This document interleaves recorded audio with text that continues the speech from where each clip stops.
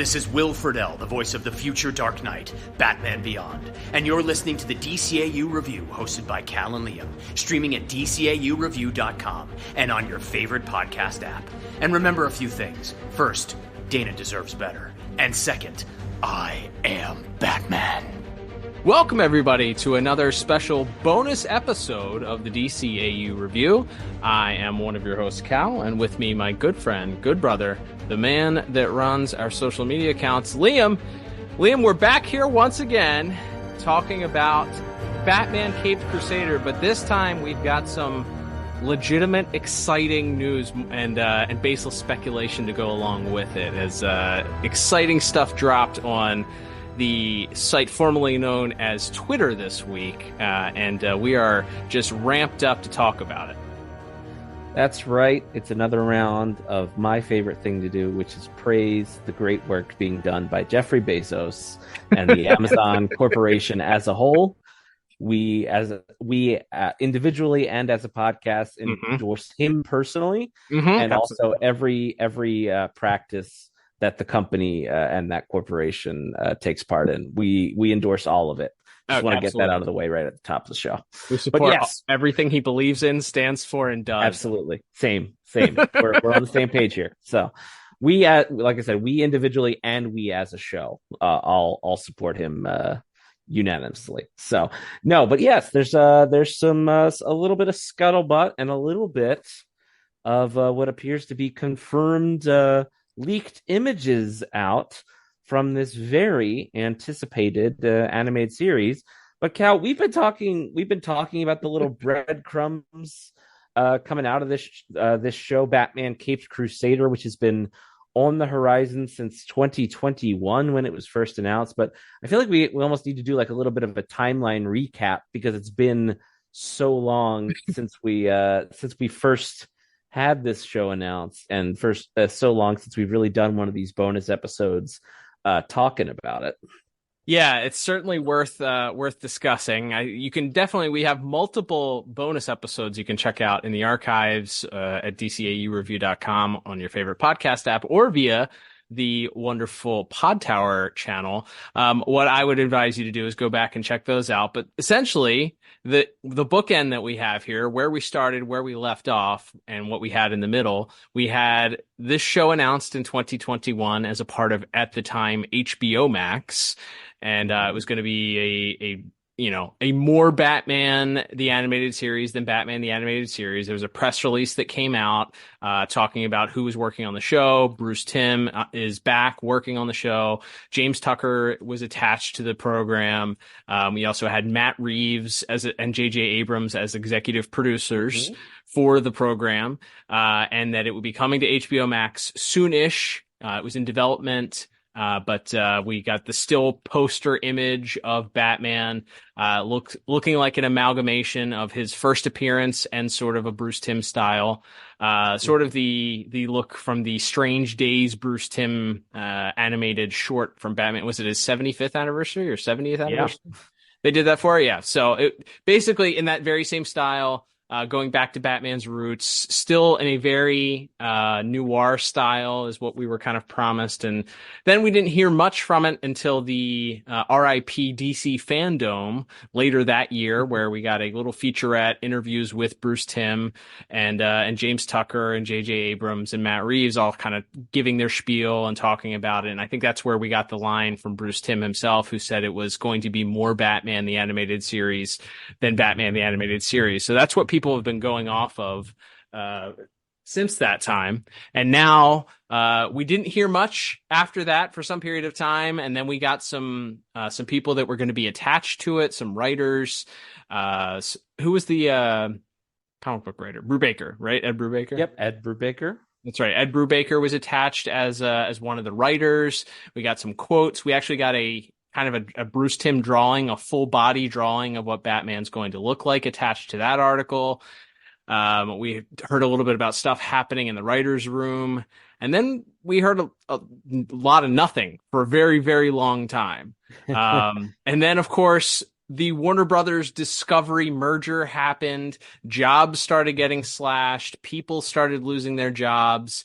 projects started getting shelved and deleted from Warner Brothers and canceled. And we were kind of waiting on the edge of our seats to find out what was going to happen. And we did, in fact, hear very shortly thereafter that the project was quote unquote axed from HBO Max. So we didn't know what that meant. I think in that same article saying that it was not going to be shown on HBO Max or being removed from HBO Max, it said that the developers were still shopping it around to see if they could get somebody else to pick it up. But there was no confirmation at that time who was interested or who was potentially looking at picking it up. We learned it that same week via Twitter/X, it was Twitter at the time, that Dietrich Bader was attached as one of the actors. He had some role and had been cast in some role, anonymous role, but we had our first cast member that was attached to the project. So we had that, and we again waited around with bated breath to find out if anybody would be willing to pick it up. And of course, our hero, yours and mine, Jeffrey Bezos himself, stepped out of the shadows and swooping in like the hero that he is, and decided that he would save Batman Caped Crusader and put it on the Amazon streaming service, which at the time was free, but now if you don't want ads, you have to pay for it in addition to your Prime membership. But that's neither here nor there, I guess. Anyway, Bezos was adding it to his ever-growing Rolodex of superhero content, as he would put it, on his platform, joining the likes of Invincible, The Boys, whatever that The Boys spin-off show is or was, The Boys spin-off cartoon show. Bezos loves The Boys. That's all I've learned from that, is he loves that Boys franchise. And we were celebrating. Hooray, Jeff Bezos finally, he did exactly what we thought he would be the hero that we all needed. He saved the world. And again, radio silence for months. That was the end of 2023. That's where we last left our listeners. That is until this very month, Liam. Just a few short days ago, on what is now branded as X. It's been so long since we've heard anything that Twitter changed its name to X, even though everybody still calls it Twitter. And wouldn't you know, something started spreading around, some 3 or 4 little pictures and some character models that are purporting with the hashtag Batman Caped Crusader. One single anonymous account had been posting these in the replies of various different ads and non-related content. That was very odd, but there were 4 or 5 screenshots that purported to be from the actual show. There was a couple of Batman, one sort of like a cutoff photo. All of them have a watermark from Amazon on it. And then I believe there's two screenshots that feature Batman and what appears to be a Alfred based on his Golden Age appearance. And then also attached to this were probably 8 or 9 different character models, all purporting to be of various different villains and of the Rogues Gallery, potentially all attached to this show. And things just kind of jumped off from there. Excitement started to build. We had no confirmation, nothing from Warner Brothers as to whether or not these were legitimate, until your boy, me, decided, you know what? These screenshots are funny. People were poo-pooing that Alfred is a bit more portly than he's probably been portrayed in past cartoon versions. He's actually more designed on the Golden Age look that he had, where he was a little bit heftier. And so I said, you know what? I'm going to tweet this out in support of thick Alfred. I like my Alfred thick with 5 C's. And I tweeted that out. Had a good chuckle, went to bed, and then the next morning I woke up and checked my Twitter, as is prescribed by your doctor. The first thing to do when you wake up is to check your social media. It's good for your brain. Yep, it's great. It's great for you. It's just as good as getting that morning cigarette in. It's equally healthy for you. Well, I popped open my Twitter and a funny thing was happening. It wouldn't refresh, and it wouldn't refresh, and it wouldn't refresh. And so I Googled, is Twitter down? Twitter is not down.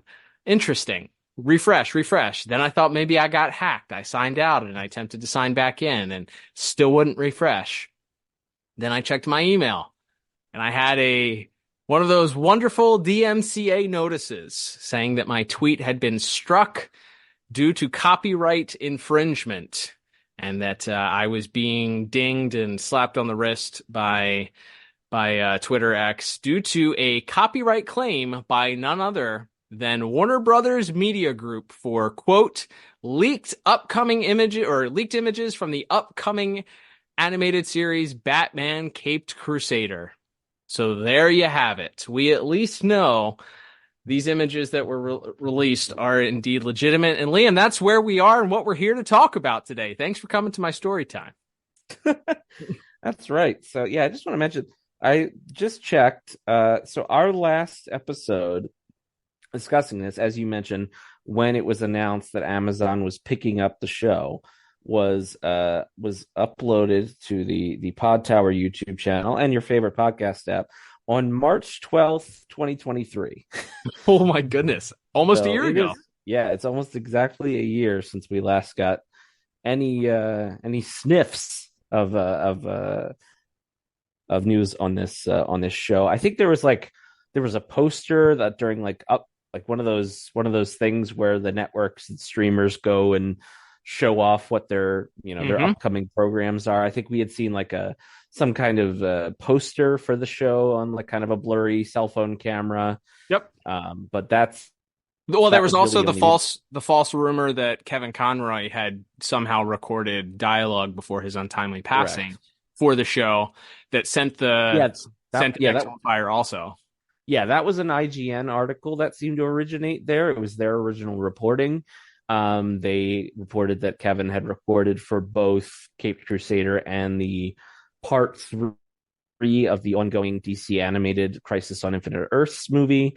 Bruce Timm took to, I believe, he's still somehow on those Toon Zone forums after all these years, and dispelled the Caped Crusader rumor. Said he didn't know about Crisis, but that unfortunately they wanted to have him in a role, but that there wasn't time before his passing.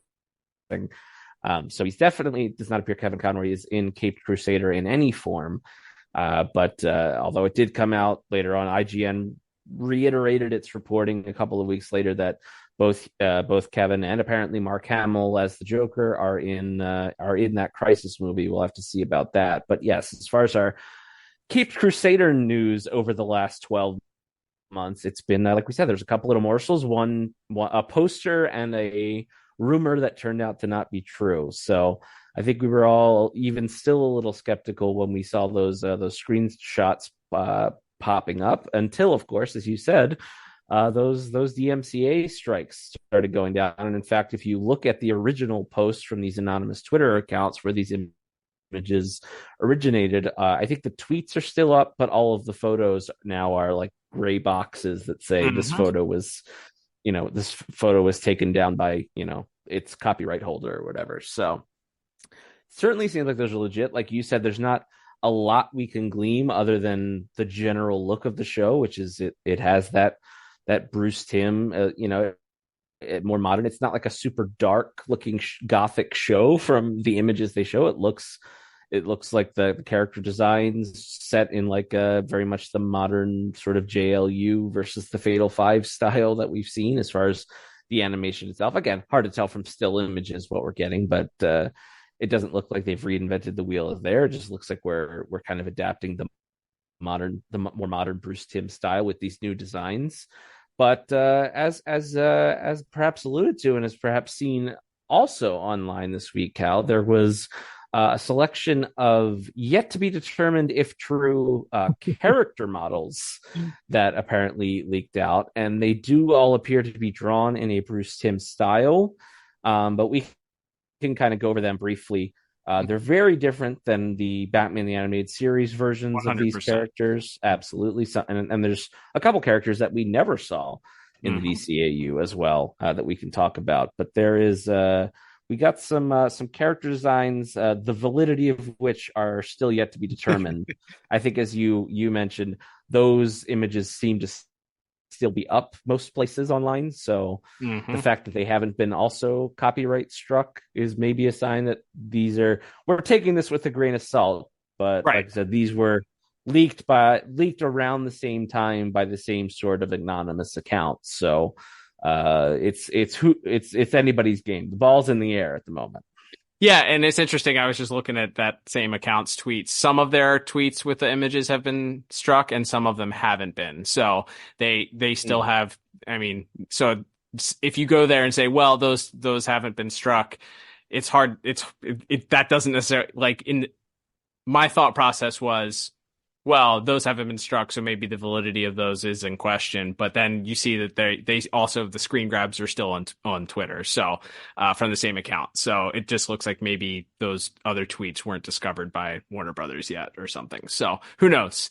With that said, yeah, let's go through. Let's kind of go down our list here, Liam. The first one appears to be a very different. In fact, it looks to be completely flipped based on which side of his face got scarred. It's a Two-Face. And it's interesting because rather than the classic comic book route or even the Batman the Animated Series route that made his face a cartoonishly bright color, this just kind of and not even the Batman Batman the Dark Knight movie version either, where his face turned sort of red purple. This is just kind of like scarred flesh colored skin around his face, and his hair is certainly a different color.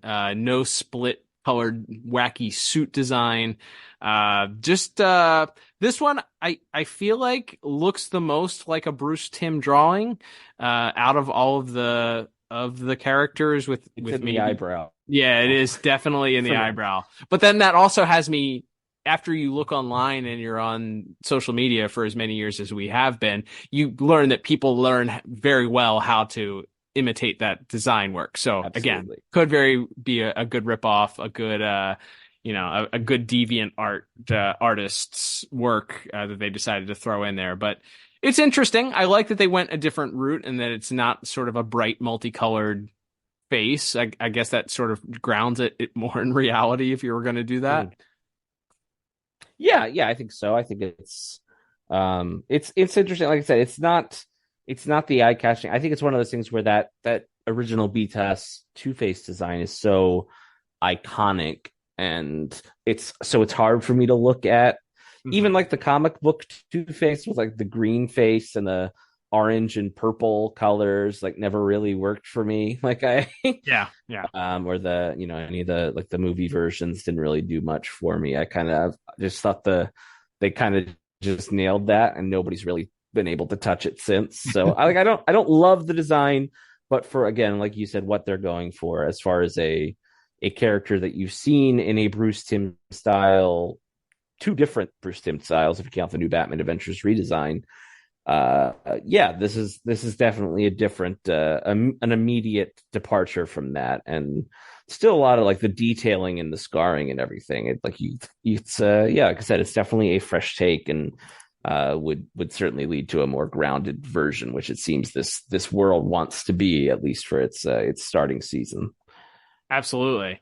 So I just said grounding it in reality. Following that up, we have with someone who would not be grounded in very much reality, and that is, I guess maybe unless you're like performing a seance of some kind, I guess. That would be the Gentleman Ghost, who looks like a very different version of Gentleman Jim Craddock than we're perhaps used to from his appearance, whether it be on Batman Brave and the Bold or Justice League Unlimited. He's lost his monocle and traded it in for a pirate hat and Red Hood helmet, it looks like.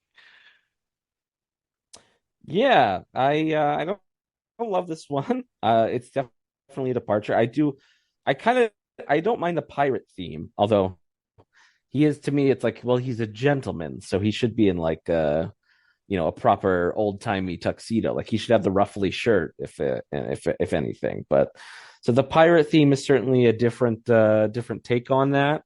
And I just don't think the Gentleman Ghost should have a face. So, but no, it's definitely a striking design. It's just for this character, to me, it's sort of what we were just talking about. I think the comic book version has never really been improved upon as far as or really changed that much. When he showed up in Justice League, or we reviewed a Brave and the Bold episode last year that he featured pretty prominently in. There's not really a better, more iconic version of him than that white suit with no face and the floating monocle, I feel like.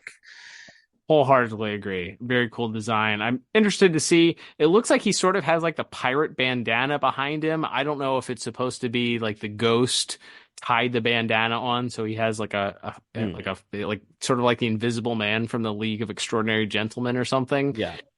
Or from the Invisible Man.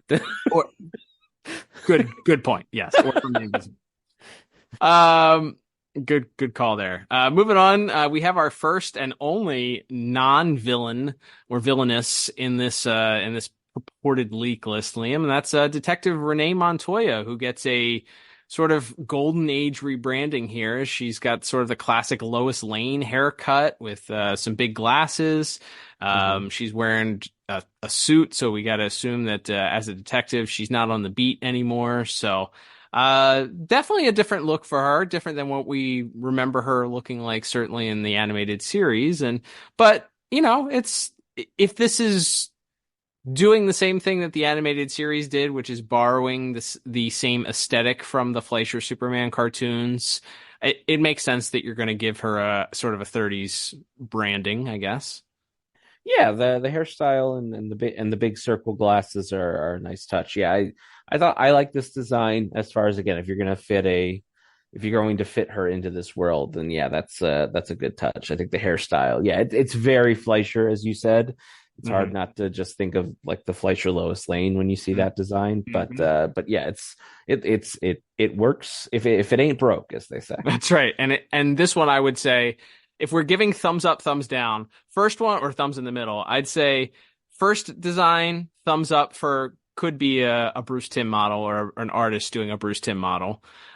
Second one, I think it's thumbs in the middle, could go either way. I don't think there's anything that necessarily confirms or denies it. This Renee Montoya looks like a Bruce Timm model, so thumbs up I would give that.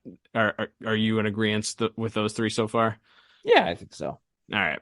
Let's get to the one that I would give 2 thumbs down to, and that is the Catwoman design. Based solely off of her, I guess her golden age, that's her golden age look, right? That's similar to the one that we would see on the Brave and the Bold, with the purple dress and the green cape and long flowing hair out of the back. I think this one least resembles a Bruce Timm drawing, and I'm not necessarily on board with the rest of the characters. Sort of look muted and sort of sleek down and intended to sort of draw off of a more realism in a sort of way, I guess. This one just screams superhero comic from the 1940s or 50s.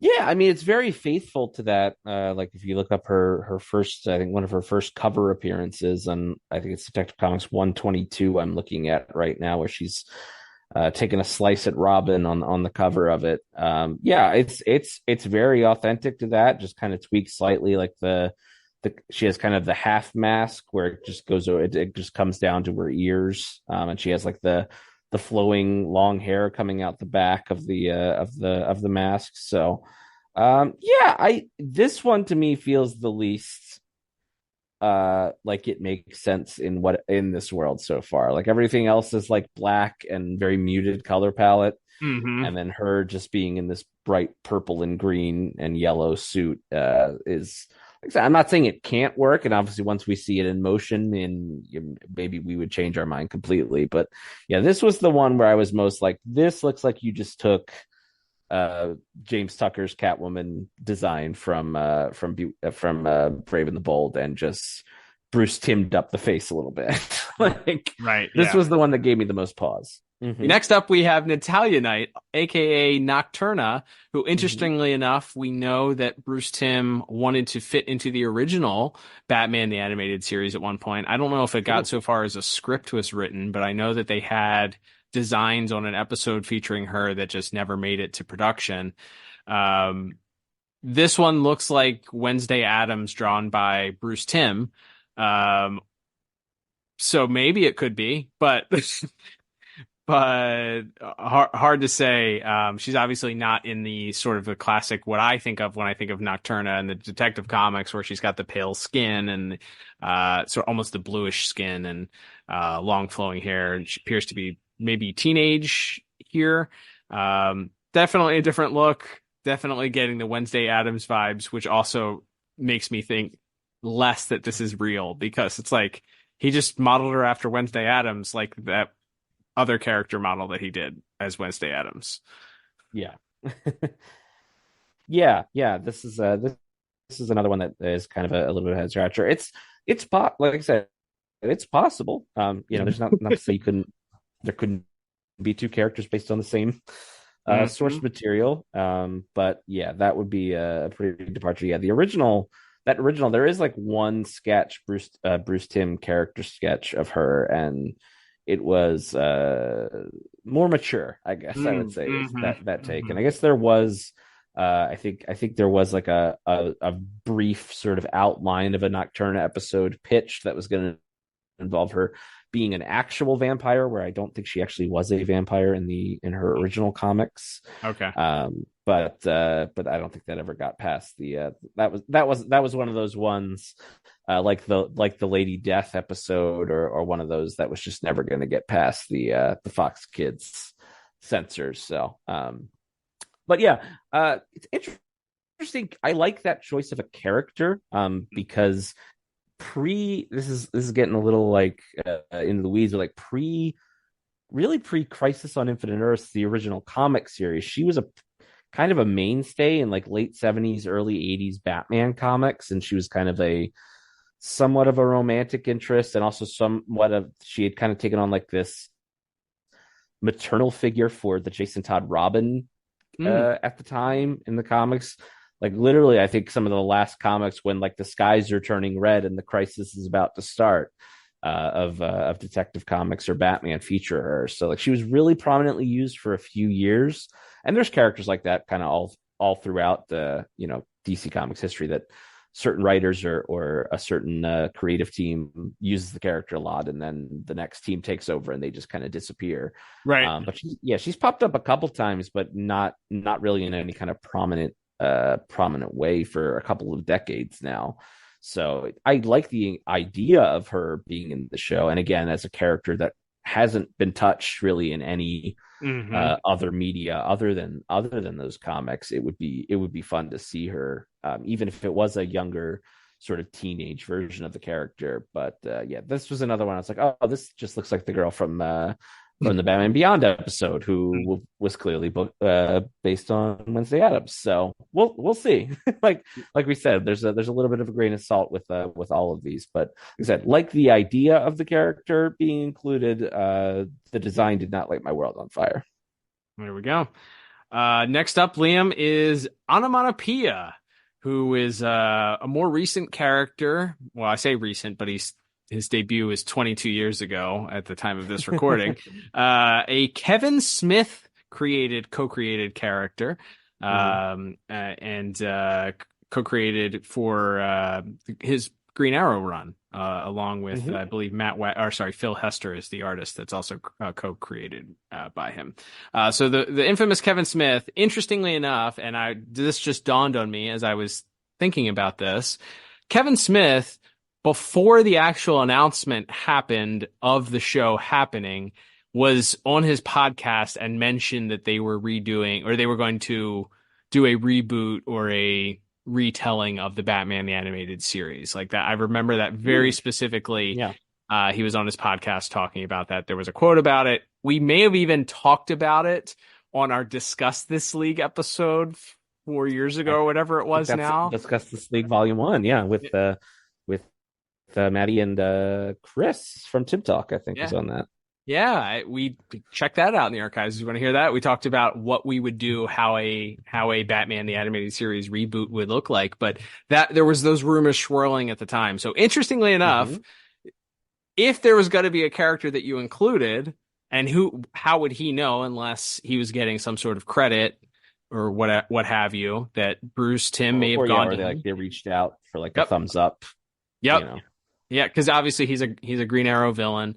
He's also been on Superman and Lois, apparently. Oh, So yes.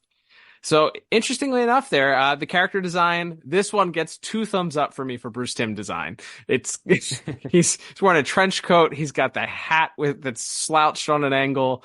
I don't know much about the character because he hasn't been around that long and hasn't been featured in very much media. But interesting. Is all his dialogue just sounds? Is that his gimmick? I think they've played with that a little bit in more recent years. He actually was just featured in a very recent couple of issues of the currently ongoing Green Arrow series. So he still pops up from time to time. He's usually like a hired gun type of character that's hired out by a larger villain to go after Green Arrow or whoever. But yeah, this design, it's like it's so Bruce Timm by way of Steve Ditko. It's the way I would describe this because you could paint this blue and take the face off, and it would basically be a archetypal Bruce Timm the Question design. 100%. So you could see the Ditko influence immediately, and then it's this is the one where you're like, oh, I hope this one's real. Yeah. Just because I love that design, and I think again, seeing a character that sometimes it's fun when you take a character that doesn't have a ton of appearances in outside media or even that many comic appearances, as we just talked about, because there are maybe less rules and less people that will get upset if you want to tell your own stories and not just follow what happened on the printed page. Yeah. So yeah, this would be a great, whether this is the real character design or not, I would love it. Like this is that design is unreal great. A little tidbit of trivia here, just in case somebody at home tweets it at us, but would not be his first appearance in animation, as he apparently, according to Wikipedia, appeared in some DC Nation shorts where he was voiced by Kevin Michael Richardson. So how about that? Not his first appearance. All right, wrapping things up here, Liam. We got 2 classic rogues. We have Clayface, who certainly appears to be much more based off his classic original appearance. Is it Basil Karloff? Is that who that is? Carlo, yes. Carlo. For legal reasons. Basil Carlo. Also not wearing Boris suit. Karloff, it's Basil Carlo. There you go. You see, they avoided their own DMCA strike on that one. Ahead of the curve. Yeah, he looks like a mashup maybe of what we ended up getting for the Scarecrow and the redesign of the TNBA. So he's got more of a skeleton face, but it's melting. A lot of characters in suits and hats in this. So hard to say whether or not that's the motif that everybody's going for, or the artist that decided to spoof these, if these are not real, decided to go with. But he's kind of got like a Jack the Ripper shadow kind of look to him, where he's kind of got the coat, the heavy coat, and it's double layered. It kind of cuts off at his shoulders. I don't know what the name of that style of coat is, but he's got the red scarf underneath of it. Definitely getting some shadow vibes here, which of course we know is the noir style is very much ingrained in the Shadow original comics and radio dramas and all of that. So would not be shocked to see that they drew some inspiration from the old Shadow comics. Yeah, it was it would be nice to see this version, because again, not really something that's been touched a lot. Is that very early original Clayface before all of the Clayfaces became giant mudmen who can shapeshift and stuff. He was just a guy in like a horror mask, an actor who went crazy and started living out his the characters he was playing, and put on this terrifying mask. So yeah, it's again a very striking design, as you said, definitely very, very much influenced by the Shadow. Absolutely. And wrapping things up here, Liam, we have maybe the most interesting and controversial, although if anybody's going to redesign this character or has the right to, I feel like it is one of the character's co-creators. And that is, of course, Harley Quinn. So no Joker, no Riddler, no other than I guess Two-Face and Clayface, we don't really have and Catwoman, I guess. We don't have a one of the main rogues that you would think of that you would potentially more colorful characters, no Penguin. But we do get a Harley Quinn, and I think you and I talked about this, and obviously Harley Quinn doesn't have the golden age incarnation that most of these characters have based on the fact that she was created in 1992. So maybe they just sat down and said, we're going to go as far off the wall as we can think of. What would a golden age design of this character look like if this was done by Bob Kane and Bill Finger? And I think that that's what the end result is here, because we have a character who's no longer black and red. She's black and gold, and she's got sort of this domino paint on her face. She's got 3 hair pieces instead of the 2 that we're used to. And she's got this big, poofy, like French collar that she's also sporting. It's a very unique look. We got a lot of responses on our Instagram post about this, saying that this was a travesty, that this was not right, it was ugly, and so Harley fans don't seem ready to embrace this look just yet. But I'd give it the wait and see approach. Absolutely, and I also don't think it's impossible. You mentioned we haven't seen a Joker. Maybe this is Harley Quinn that acts alone. Maybe there isn't a Joker right off the bat. So her having a very drastic redesign that's kind of not necessarily immediately to complement the Joker. Not that the red and black really complements the purple suit either, but I thought that's such a striking design that I was like, oh well, maybe she's much like her more modern incarnations, maybe she's more of a solo act, at least early on in the series, and maybe we don't see the Joker connections until later on, if at all. Very well could be the case here. There's your baseless speculation for you. We love a little baseless speculation here.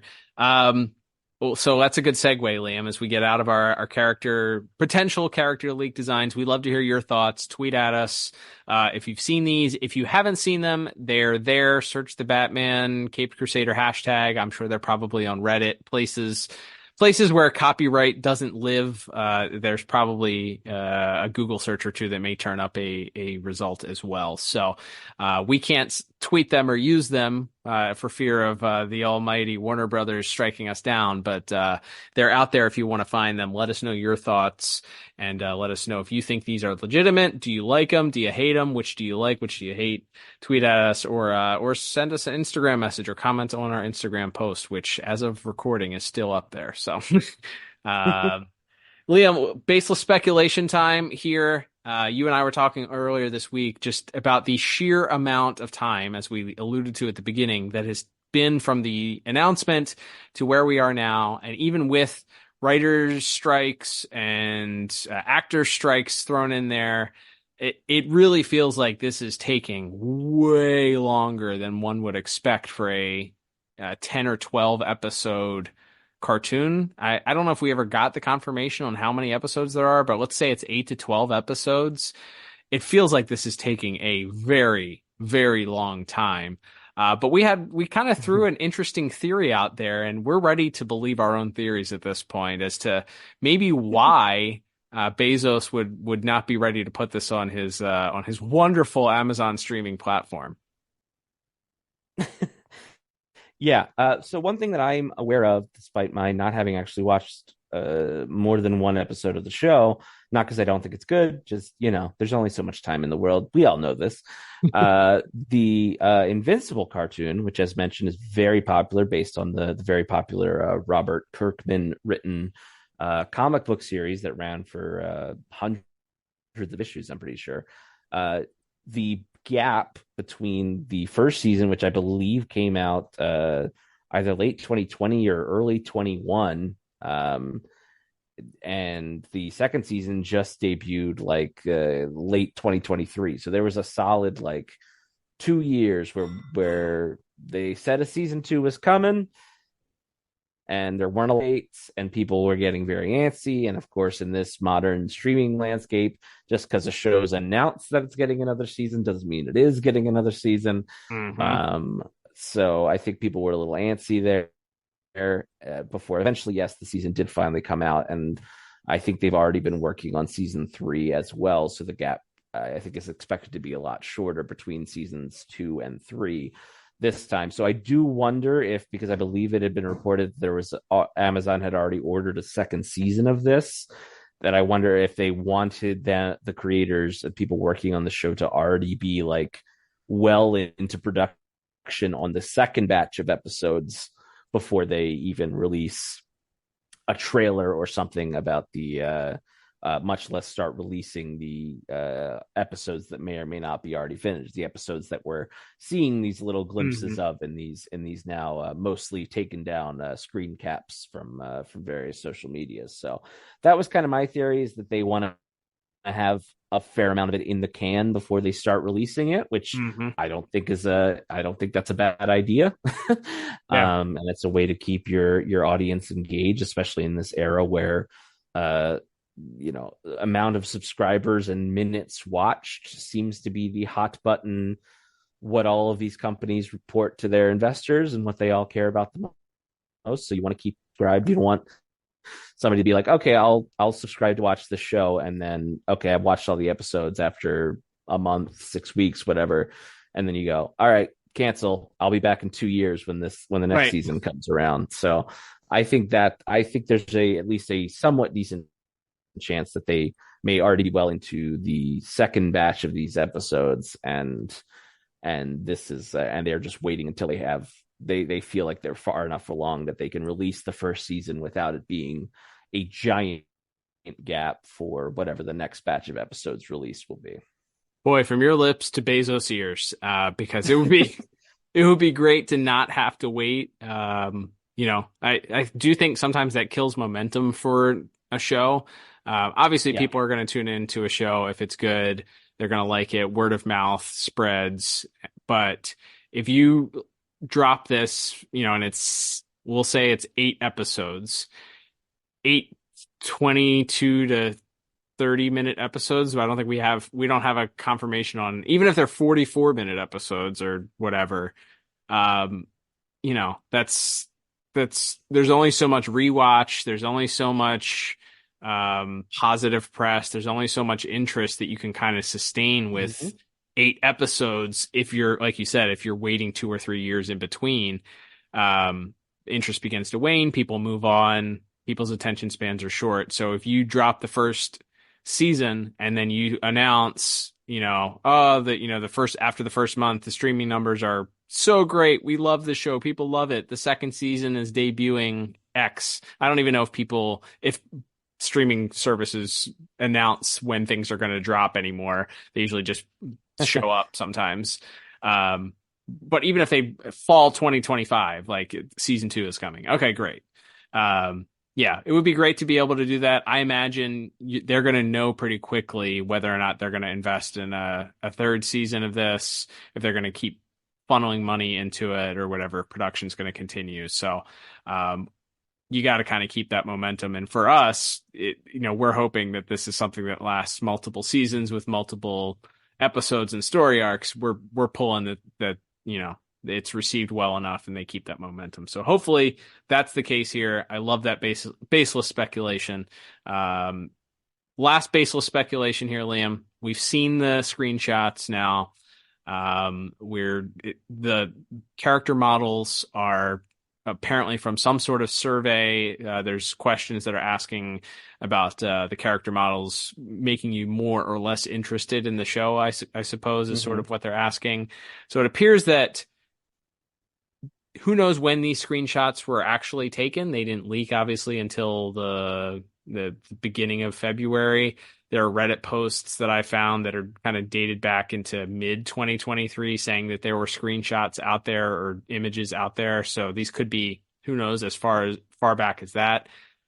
The question that everybody wants to know is, when is this show going to drop? Or when will we at least get a trailer?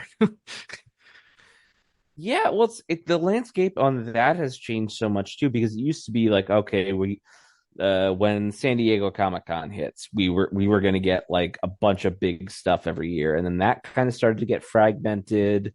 And then there was the DC Fandom and the Disney Expos and some of those events where the big studios started kind of breaking off and trying to do their own events to reveal things instead.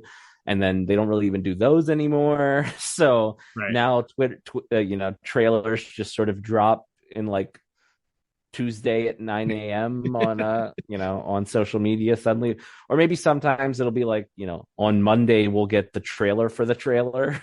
Right. That says like trailer dropping tomorrow or whatever, and then we get it. But yeah, it feels like there's you'd think it would be in this calendar year, but you might have also thought with a show that was announced way back in 2021 that we'd already have episodes to talk about, full episodes to talk about by now, which we don't. So yeah, we'll see. Gun to your head, do you say fall, maybe winter? Yeah, I think that could track. It's this is Batman's 85th birthday this year. So September, that could be a good time to drop that. I'm sure they want it. I don't know how they look at that show. If they look at it, I would assume, since they paid for it, brought it back from the dead, quote unquote, when Max was going to scrap it, that they see it as something that can bring people to the service the way that Invincible does or The Boys does, as we talked about. So I would assume there's going to be like a big press for it, and so you might also want to look at like when the next season of The Boys is dropping and when the next selection of episodes of Invincible are dropping. Like, what's the gap in between those, maybe, of where this could go? Again, not that I think they necessarily see it on that level. Like, I don't think there are too many shows in the world that are at the level that of like interaction that The Boys generates. But if there's like a spot in the fall where early winter that fits best for them, I want to say I feel like in my gut it's a 2024 release, but probably not before the end of August, I think. I'd say if DC is doing Batman Day this year, that's usually in September, I feel like. Maybe we get the trailer Batman Day, and then we get the series to drop in November or something like that. I could see that. That's my baseless speculation. Or your Bezos speculation. Well, I like that. TMCR. All right, Liam, let's begin to wrap things up here. Thanks, everybody, for tuning into this very special bonus episode of the DCAU review. We are excited about Batman Caped Crusader, in case you couldn't tell, anytime we get a chance to chat about this. We love to do so. There's not a lot of information out there still, but like I said, we'd love to hear your thoughts on the few images that dropped. Give us your feedback. Do you like a portly Alfred, or do you prefer your Alfred to be on Ozempic? Tweet us or send us a post on X or whatever it's called now, or slide into our DMs on Instagram or comment on our post about this very episode. Also, we love your support for the podcast, and you can do so several different ways, including subscribing to the aforementioned Pod Tower, youtube.com/the Pod Tower. You can also subscribe to us on your favorite podcast app and leave a 5-star review. If you leave it on Apple Podcast and you leave a little blurb, if we find it and you live within the continental United States and read it on air, we will send you a little thank you gift to do so. So if you want to do that, take some time out. We have a way of saying thank you just for doing that. And then, of course, you can also check out the show notes for a link to our store or our monthly supporter page, where you can become a monthly supporter of the podcast, just like we have several people do with their monthly hard-earned dollars. We greatly appreciate those supporters. Liam, we'll be back again soon, I suppose, with another update. Who knows? Maybe it will be that very trailer that we'll be here to talk about, or maybe, heck, if Bezos wants to just drop the whole series on us without a trailer, unannounced, we'll take that too. Whatever our hearts desire. Give us more, please, our Lord and Savior, Jeffrey Bezos. Amen. But until next time, I'm Cal. And I'm Liam. And we'll talk to you on the next episode of the DCAU Review. Bye-bye.